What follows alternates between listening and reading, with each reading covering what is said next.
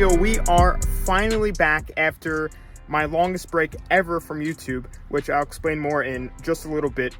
Oh man, it's been a while since I sat in this thing. But before we go ahead and jump into today's video, I want to give a massive shout out to today's sponsor, Ridge Wallet. The Ridge Wallet is the wallet redefined. It's light, sleek, and industrial, and it doesn't fold up awkwardly and bulge in your back pocket. Most people are still using wallets designed in the 90s, kind of like I was, carrying around old receipts, gift cards, even hotel keys, or really anything, just a bunch of junk. Why have we moved on from large flip phones to the iPhone but still carry around the same wallet? And the Ridge Wallet has a ton of features. It holds up to 12 cards plus room for cash. There's over 30 colors and styles including carbon fiber, burnt titanium, and aluminum. I really love mine, but don't take my word for it. Listen to their over 30,000 5-star reviews. The durable material means that each wallet comes with a lifetime warranty. You could buy this one wallet and carry it for life. And the Ridge team is so confident that you'll like it that they'll let you test drive the wallet for 45 days. And if you don't love it, you could get a full refund when you send it back. This one is the aluminum Ridge Wallet in the navy colorway. It has the money strap on it. I've been using the Ridge Wallet for probably 4 months now, and it is nothing but awesome. They even have RFID blocking technology to protect you from digital pickpocketers and keep your cards nice and safe. And the Ridge Wallet gave you guys a promo code to get a discount on your order. Use code MIGS at checkout to receive 10% off your order. Check out the link in the description below. But with that being said, I want to give another massive shout out to Ridge Wallet for sponsoring us today. So with that being said, let's get back to today's video. What we are going to be doing today is working on the Corvette because it's got some things going on with it. But before I get into working, I want to go ahead and just tell you guys why I've been gone for so long. I know that's probably what's on your mind right now, and I've been getting comments like crazy. People think I actually died, but I didn't. I'm still alive. This is good. To be honest, I feel like I just needed a break just to end off a terrible year. 2020 was a bad year for pretty much all of us, so I just feel like I just needed to end it off and just take a break from social media and everything like that so I can really just focus on other things and also better this channel. So basically what I'm going to be doing is this video that I'm recording right now was actually recorded a while ago, and something that YouTubers seem to do is stack up on content. And what I've done pretty much all my entire YouTube career was basically upload video to video. So as soon as I'm done recording a video, I go ahead and edit it and then upload it. But what I'm going to do is have basically a farm of content so I can continue to put out consistent videos, which is something I want to better this year. And it'll also help me prevent me running dry on any content as well.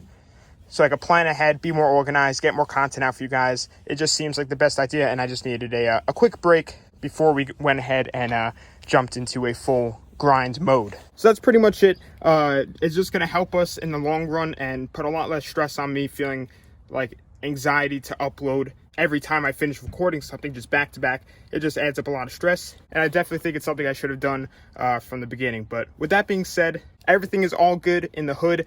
Just a little bit of a break to better the channel. So with that being said, let's go ahead and jump into today's video, and let me tell you guys what has been going on with the Corvette. So this thing has been running really weird, and I know that carburetor cars usually don't like winter and everything, but even on warm days like today, it's almost 50 degrees and this thing will still act up. So just driving around, cruising, it's not bad. But what I've noticed from just driving around during the break and just kind of enjoying it is you cannot even get close to full throttle on this thing without it breaking up and falling on its face, which I'm going to try and show you guys in a little bit. So what I want to try and do is try and get this carburetor basically in tune and all straightened out, because I'm pretty sure it's not really set up right, whether it be at the float bowl levels, the jetting, anything. So basically what I'm going to do is just a basic rundown on to get this carburetor set up correctly and start from there.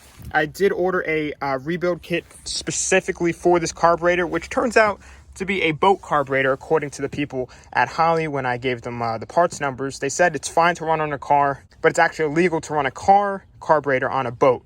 So it's kind of interesting because at full throttle it will just fall on its face, but that doesn't mean that it necessarily is the carburetor. The problem could be a weak fuel pump, a clogged fuel filter, ignition timing could be off. It could be many things, but I'm just going to start there and see what we find. But I am going to go get a vacuum gauge so I can properly get this carb all straightened out and good to go, because it will not idle when it's cold out. It needs to be warmed up a ton, which is probably because it doesn't have a choke.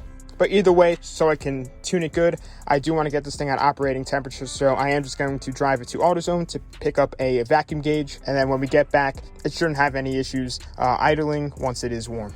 So just real quick, since it's been a while since I've driven it, I'm just going to fire it up real quick, let it run for a couple seconds, and then I'll turn it off. Oh, battery is disconnected. But as I was saying, I'm just going to fire it up quick, let it run for a couple seconds, and then I'll check the oil. Ooh, right up though. Oh, well.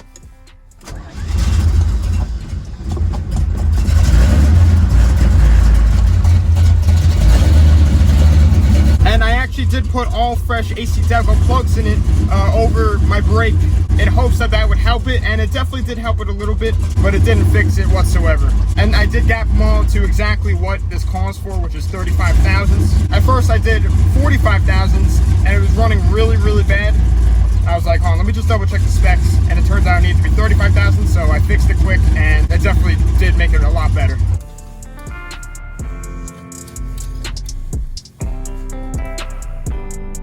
Looking pretty good.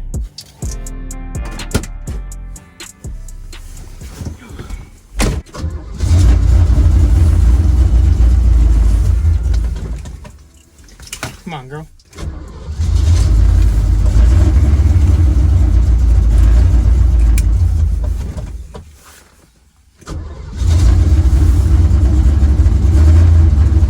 Alright, so now that I know that I'm all good on fluids, I even checked the brake fluid. I just topped it off a little bit.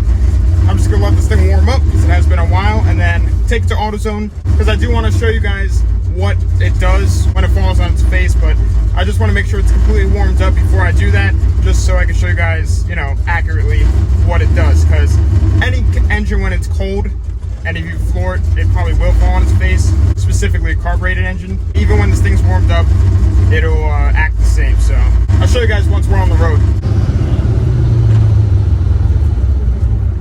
Oh, doing tight. Once I get to a nice open spot, I'll show you guys what it's doing. Hopefully you'll be able to hear it.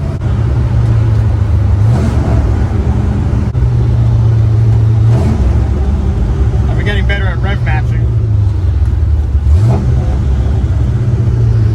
So I've never actually like tuned a carburetor like this, like with the vacuum gauge and everything, so I'm going to be learning along the way, and if you guys have never done it, you're going to be learning with me. So if any of you have any ideas of what else it could be if this doesn't end up working, definitely let me know. I'm just really hoping that it does though.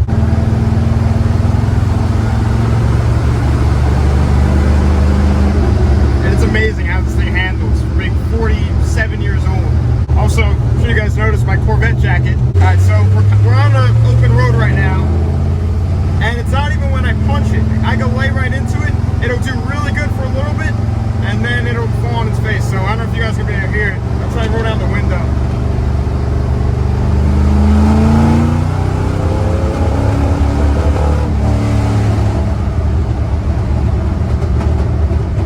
Fell on the face pretty bad. I'll show you again. That was floored, and it was going nowhere.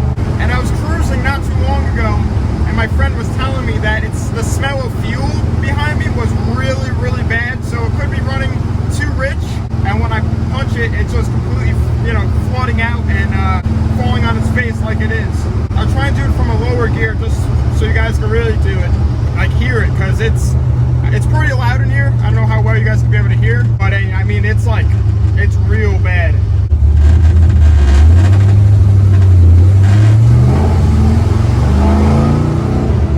Try and do it from second.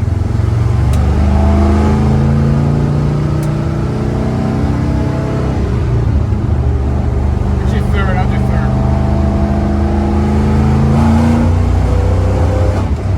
You guys saw that thing was a rocket ship for a second and then dead. Well, hopefully you guys were able to see that. Rolling into it up until like 75% throttle, this thing is getting some. But once you get past that, she's done. She doesn't want it anymore. Oh, it's about to die again.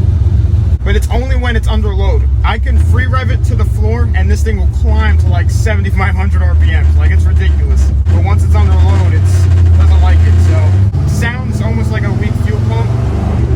But I'm just gonna try and do the easy stuff first before I go ahead and get into the hard stuff.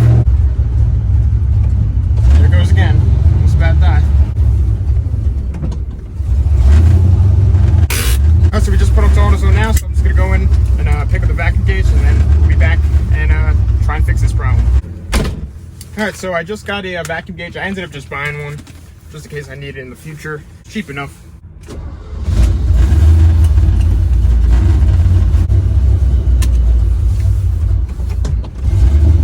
She keeps wanting to die on me. I think hopefully once we get like the idle and everything all settled out, it should definitely, hopefully, stop dying every time I brake. There it goes. And she's dead.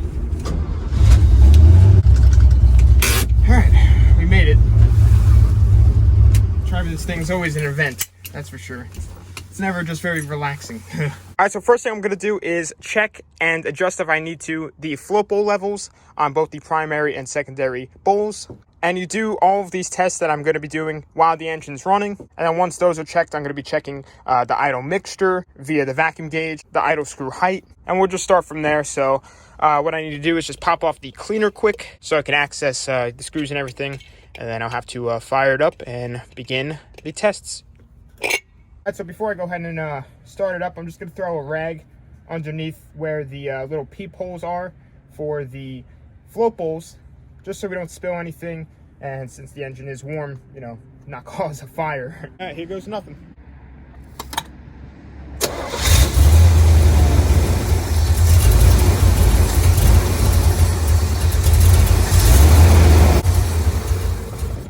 Oh, gosh dang it. I'll just raise the idle a little bit, since I'll be adjusting it later anyway.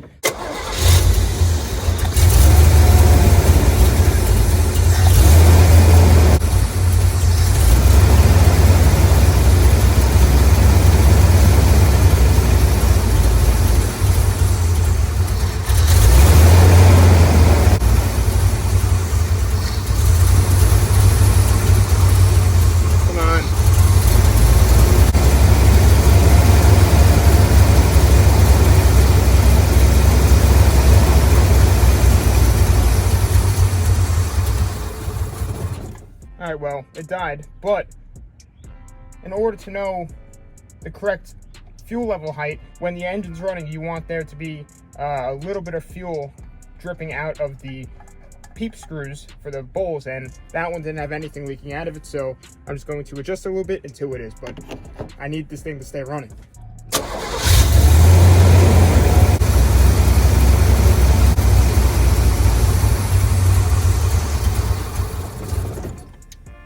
Every time I take off the peephole, it dies, which means it could be too low, and then it's just like sucking air. Just so it doesn't die, as soon as I take it out, I just screw it in and prepare myself to keep it running once I take it out.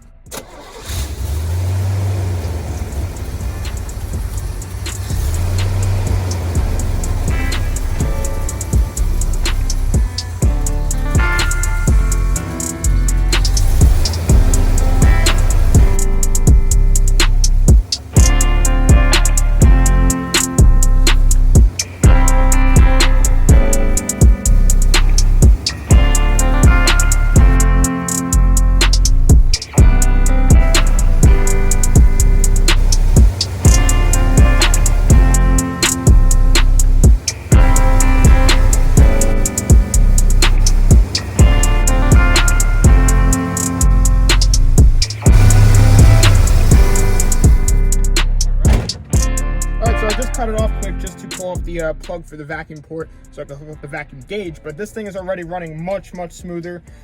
Both of them were pretty low, so I got them set up to what they are supposed to be. Alright, so now basically when it's running, we need to start turning the air fuel mixture screws on the metering block to try and achieve the highest amount of vacuum.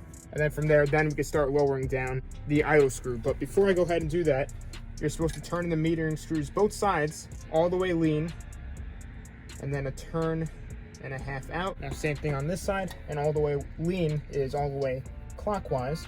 That's all the way lean, 1.5. And then after we fire it up, we basically adjust them 1/8 of a turn each time until, like I said before, we get the highest amount of vacuum.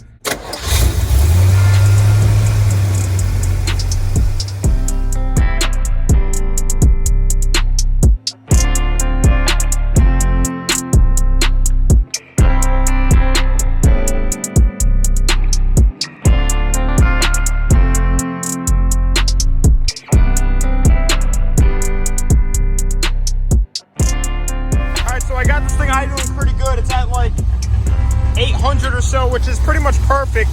And I mean, pretty responsive, and it seems to settle right back down to 800. As you can see, I was able to get the highest amount of vacuum I could, which was about 15. So I think I'm going to disconnect the vacuum gauge and put back in the plug, and then this carburetor should be pretty much dialed in from there. So I don't know how well you guys can be able to see it, but my plug does have a little bit of a tear in it, so obviously don't want to put that back on. So I'm going to see if I have another one, and if not, then I'm just going to go run to the parts store and just go pick one up real quick. Alright, so I didn't have those little vacuum block-off rubber pieces, so I'm just going to go run to the auto parts quick in the truck. Quick update on the truck. Still perfect, running awesome. Actually just did a oil change on it the other day with some nice Mobil 1 full synthetic, so she's been having all of the oil pressure. Before that, I had AMSOIL in it, which was a great oil, just really expensive, but I wanted to treat her a little bit. Nothing wrong with Mobil 1. It is the official oil of NASCAR. But with that being said, let's just go ahead and run down to the auto parts store quick.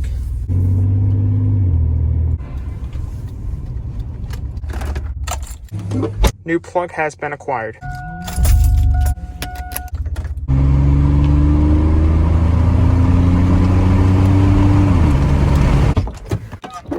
So I just got the little vacuum plug on the port right down there. And something I was just looking at was this ground for the distributor, and it's all covered in oil. Doesn't look the greatest, so I'm gonna go ahead and just pop off the stud and then clean it up a little bit, wipe it all off, and you know, just try and get a cleaner ground on there to make sure power delivery to the distributor is as good as possible.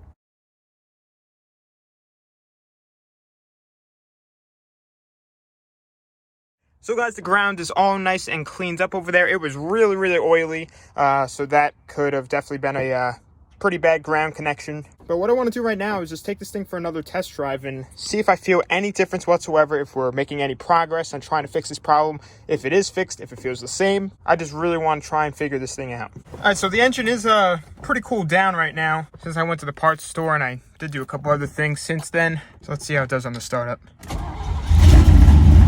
Okay. Definitely seems pretty smooth, that's for sure. I'm just really keeping my fingers crossed that it feels a little bit better while we're driving. It's sitting here idling. That's pretty good. Even if it didn't fix it driving, idling so far it seems pretty good. And the engine is cold too, so pretty nice. Foot's off the gas pedal. All right, here we go. All right, coming to a stop, and it's idling pretty strong. So quick update, actually. The last video I made was with this thing on getting quotes for a paint job, and if you guys remember, it was like $10,000 to $15,000 to paint this thing. And a lot of you guys were saying take it to Mako. The closest Mako is pretty far away. I do trust driving it, but I would have to take side roads the whole time. I wouldn't really be comfortable on the highway with how this thing is geared. And some of them have mixed reviews with the Makos. There's only 2 Makos where I live. One of them has really bad reviews, and the other one's like pretty good. But then I've also had people tell me don't bring it to Mako because they will destroy this car and the fiberglass and everything like that. So I'm pretty torn on what to do right now. I'm still trying to look for like some guys that do like work in their garage that's actually really good. There's always people like that, like hot rodders that paint cars. But I just want to make sure I search for the right one and don't waste my money on something that's going to turn out really bad. Just going to drive it, try and get its operating temperature, just to try and make the results as accurate as possible. I have a feeling it's going to be exactly the same. One good thing is this thing doesn't want to die every time I brake now, which is great. When it would do that, I have to let my foot off the brake and then, you know, pedal it quick, and then I just end up rolling through the stop sign.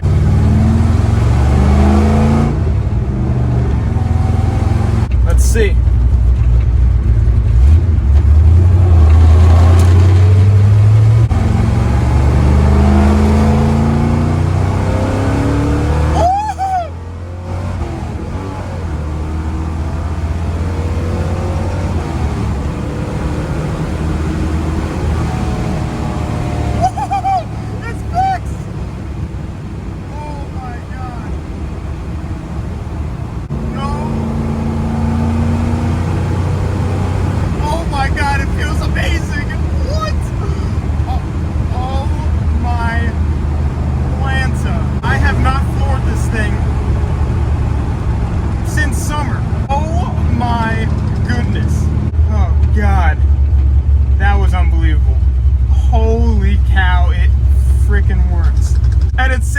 idling.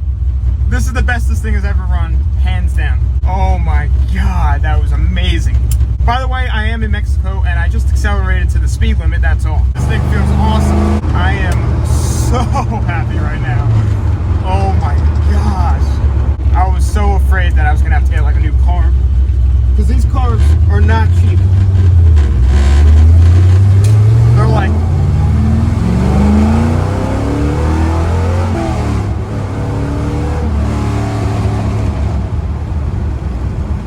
that was unbelievable. Holy, what was I saying? Oh yeah, carburetor prices. Yeah, these carbs run at like $750. So getting a new carb is not ideal. Then again, it could also have been that grounds. So we don't really know. Either way, this thing is running amazing. The carburetor tune worked really well the whole way this thing's driving. I am just pumped right now. It's actually enjoyable to drive now. I'm not like, oh my God, it's gonna die, or it's falling on its face. I can't accelerate. Wow. Even like partial throttle, it accelerates way, way faster. But just revving it, it's like boom, boom, instead of boom. Oh my gosh, it sounds so good. It is sitting here idling perfect, chopping away.